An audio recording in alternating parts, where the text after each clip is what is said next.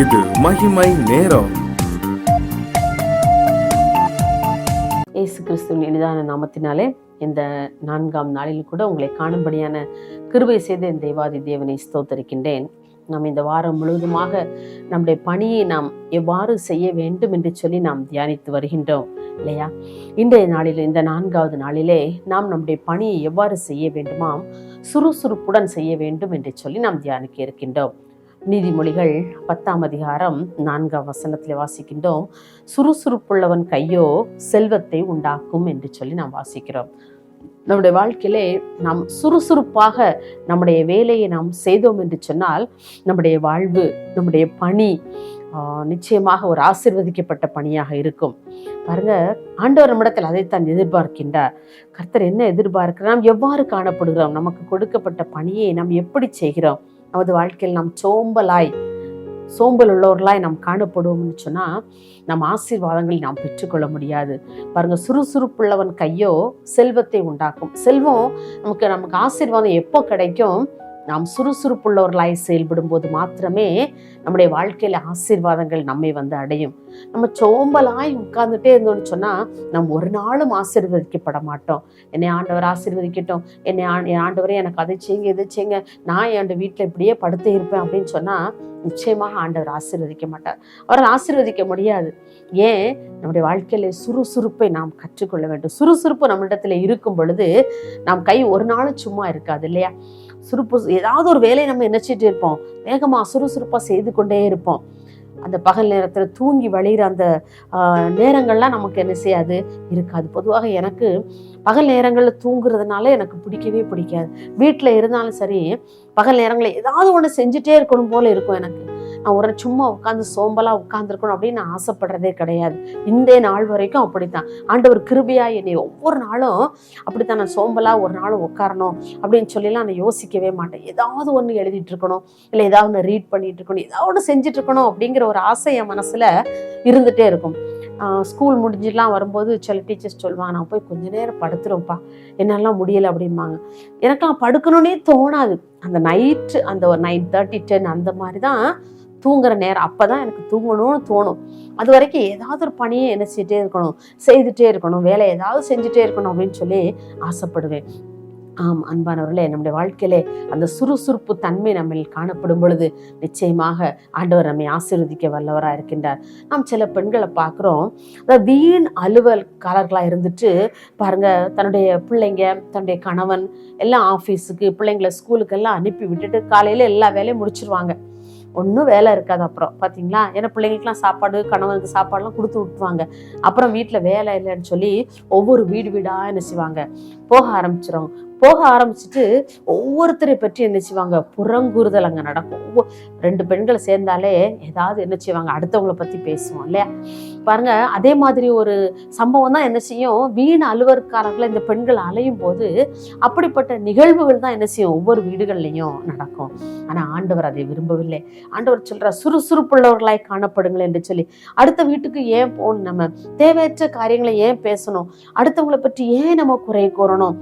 என்னுடைய வாழ்க்கையில் கூட நான் இந்த மெசேஜுக்காக நான் இதை தியானிச்சுட்டு இருக்கும்போது ஆண்டவர் என்னோடு கூட பேசின காரியம் தான், மற்றவங்களை குறித்து ஒரு நாள் என்ன செய்யக்கூடாது, நீ குறை சொல்லக்கூடாது. அவங்கள்ட்ட குறை இருக்கலாம், நீ இந்த குறையை பார்க்கலாம், அவங்க பேசினது தப்பா இருக்கலாம், ஆனாலும் கூட நீ அவங்களை என்ன செய்யக்கூடாது, சுட்டி காட்ட கூடாது. அந்த ஒரு காரியத்தை ஆண்டவர் ஆவியானவர் எனக்கு உணர்த்தினார். நான் அப்போ சொன்னேன், ஆண்டவரை, இனிமேல் என்னுடைய வாழ்க்கையெல்லாம் யாருடைய குறைவே குறித்து நான் என்ன செய்யக்கூடாது, நான் பேசக்கூடாது அப்படின்னு சொல்லி நான் தீர்மானம் பண்ணினேன். பாருங்க, இப்படிப்பட்ட காரியங்கள்ல பெண்கள் அநேகர் ஈடுபடுறாங்க. இது ஆண்டவருக்கு பிரியமான காரியமா அப்படின்னு சொல்லி நம்ம ஒரு நிமிஷம் யோசித்து பார்ப்போம்.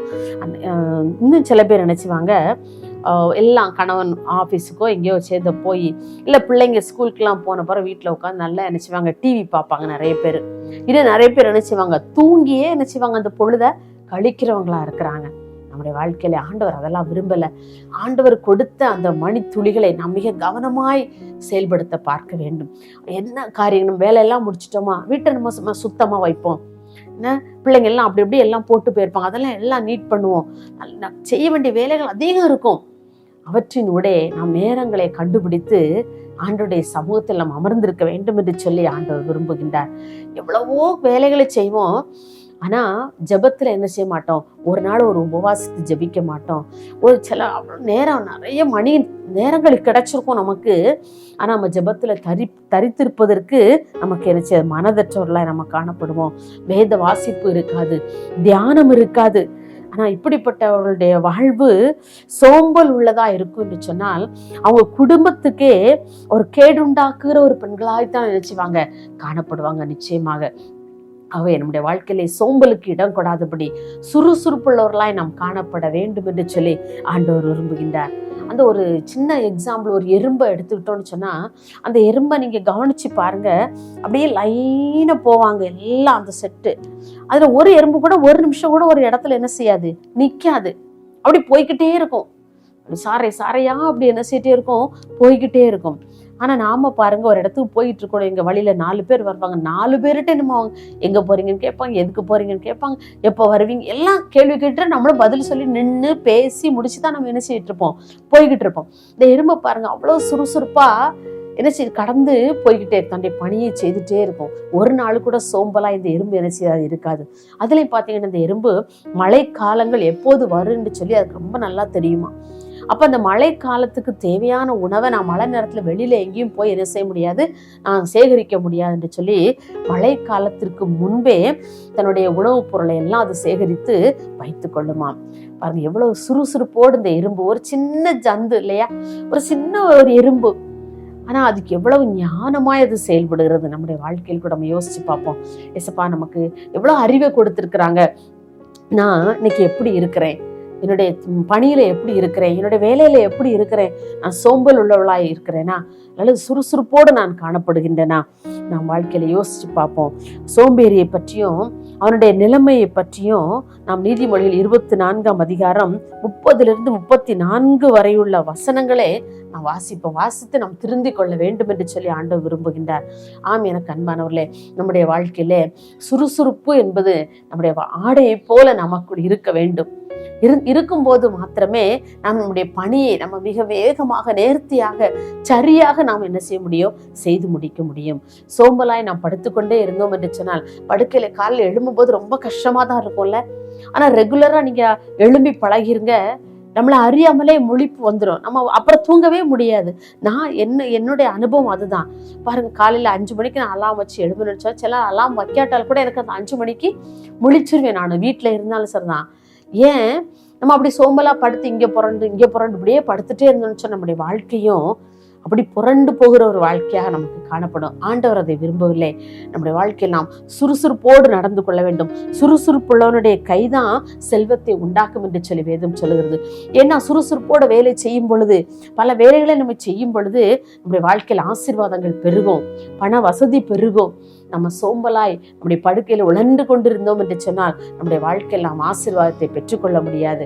ஆகவே நம்முடைய வாழ்க்கையில ஆண்டவரிடத்துல கேட்போம், அப்பா நான் சுறுசுறுப்போடு என்னுடைய வாழ்க்கையில நான் நடந்து கொள்ள வேண்டும், எனக்கு அந்த சுறுசுறுப்பை எனக்கு தாங்க, என்னுடைய பணியை நான் சுறுசுறுப்போடு செய்து முடிக்கணும்னு சொல்லி ஆண்டவருடைய சமூகத்துல கேட்போமா. மகா இரக்கம் கிருபை நிறைந்த அன்புள்ள சாமி, இந்த அருமையான இந்த 4ஆம் நாளின் காலை வேளைக்காக உம்மை நன்றியோடு துதிக்கிறோம் அப்பா, உம்மை ஸ்தோத்திரிக்கிறோம். ஆண்டவரே, நாங்களும் எங்களுடைய வாழ்க்கையில் நாங்கள் தியானித்தபடி நாங்கள் சுறுசுறுப்புள்ள பிள்ளைகளாய் எறும்பை போல ஆண்டவரே நாங்கள் சுறுசுறுப்புள்ளவளாய் நடந்து கொண்டு, சுறுசுறுப்புள்ளவன் கையோ செல்வத்தை ஆண்டவரை உண்டு பண்ணும் என்று சொல்லப்பட்டபடி ஆண்டவரே எங்களுடைய வாழ்க்கையில் நாங்கள் ஆசீர்வாதங்களை பெற்றுக்கொள்வதற்கு அப்பா நாங்கள் சுறுசுறுப்புள்ள பிள்ளைகளாய் காணப்பட எங்களுக்கு உதவி செய்யும்படியாக ஜெபிக்கிறோம். எங்கள் உள்ளத்தில் இருக்கிற எல்லா சோம்பலின் ஆண்டவரை ஆவியை எங்களுக்கு எடுத்து போட்டு அப்பா சுறுசுறுப்பின் ஆவியை எங்களுக்குள் வைக்கும்படியாக நாங்கள் ஜெபிக்கிறோம். என்னுடைய கடமைகளை ஆண்டவரே சரியாய் செய்வதற்கு ஏற்ற கிருபைகளை எங்களுக்கு தாங்கப்பா. இந்த உலக பிரகாரமான பணியிலும் உன்னதத்திற்குற பணியிலும் கூட நாங்கள் சுறுசுறுப்போடு செயலாற்ற கர்த்தர் எங்களுக்கு உதவி செய்யும்படியா நாங்கள் ஜெபிக்கிறோம். அப்படியே நீர் ஆண்டவரே உம்மை நோக்கி கெஞ்சி நிற்கின்ற ஒவ்வொரு பிள்ளைகளையும் கூட கர்த்தர் நீர் அப்படியே உம்முடைய சுறுசுறுப்பின் ஆவியினால் நிறைக்கும்படியா நாங்கள் ஜெபிக்கிறோம். அவர்கள் எந்த பணியை செய்தாலும் எந்த வேலையை செய்தாலும் அப்பா அந்த வேலையில அவர்கள் சுறுசுறுப்புடன் காணப்பட்டு தன்னுடைய மேல் அதிகாரிகளிடத்திலே ஆண்டவர் நன்மையான காரியங்களை பெற, ஆண்டவர் நல்ல பெயரை பெற கர்த்தர் உதவி செய்யும்படியா ஜெபிக்கிறோம். உடைய கரத்திலே தாழ்த்தி தருகிறோம். இயேசுவின் நாமத்தில் பிதாவே, ஆமென்.